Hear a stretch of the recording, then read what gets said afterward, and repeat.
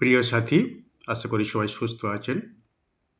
আমাদের প্রাত্যহিক দৈনন্দিন জীবনে আমরা যে কর্মে নিযুক্ত থাকি না কেন, নিয়মিত যেমন ঘুম থেকে ওঠাটা একটা জরুরি, প্রাতঃভ্রমণ করাটা কিছুটা জরুরি, তেমনি নিয়মিত যে আমরা খাদ্য গ্রহণ করে থাকি, ভাত, রুটি, তরকারি, চিড়া, মুড়ি বা অন্য কিছু, তার সঙ্গে আপনারা কিছু মরশুমি ফল খাবেন।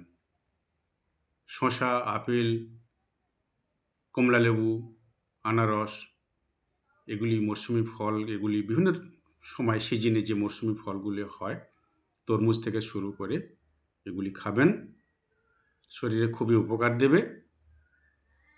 আর একটা কথা মনে রাখবেন যে পানীয় জলটা যেন ঠিক পরিমিত পরিমাণে গ্রহণ করা হয়, আর তার সঙ্গে বিশ্রামটাও যেন ঠিক 6 থেকে 8 ঘন্টার দৈনিক ঘুম যেটা দরকার সেটাও যেন ঠিক পালন করা হয়। বর্তমান ইন্টারনেট নির্ভর যুগে মানুষের হাতে হাতে স্মার্টফোন, অ্যান্ড্রয়েড ফোন, এগুলি আমরা সবসময় চালনা করে থাকি। যে কোনো বয়সের মানুষ আজকাল প্রবণতা দেখা দিয়েছে, বেড়ে গেছে। তাই এতে যে একটা ম্যাগনেটিক রে তৈরি হয়, তার প্রভাবে আমাদের ব্রেনের মধ্যে অনেকটা প্রভাব ফেলে। মানুষের ঘুম কিছুটা কমে যেতে পারে। তাই যতটা সম্ভব মোবাইল চালনা করে সেগুলি আপনারা একটু মানুষের মস্তিষ্ক থেকে একটু দূরে রাখবেন। রাত্রি ঘুমানোর সময় কমপক্ষে 2 ফুট 3 ফুট দূরে রেখে দেবেন মোবাইলটি। আর শরীরের প্রতি অবশ্যই খেয়াল রাখবেন।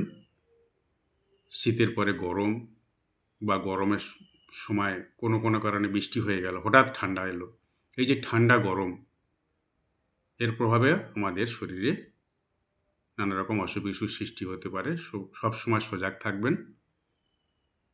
আর খাওয়ার সময় অবশ্যই হ্যান্ড ওয়াশ দিয়ে হাতটা ধুয়ে নেবেন, এটা অবশ্যই জরুরি। আর পরিষ্কার পাত্রে আপনারা খাদ্য গ্রহণ করবেন। আর সবসময় কোনো অসুখ বিসুখ হয়ে থাকলে ভালো ডাক্তারবাবুর কাছে গিয়ে পরামর্শ মতো ওষুধ গ্রহণ করবেন। দেহ সুস্থ থাকবে, মনও ভালো থাকবে। আর মাঝে মধ্যে আপনারা কোনো জায়গায় একটু বেড়াতে যাবেন।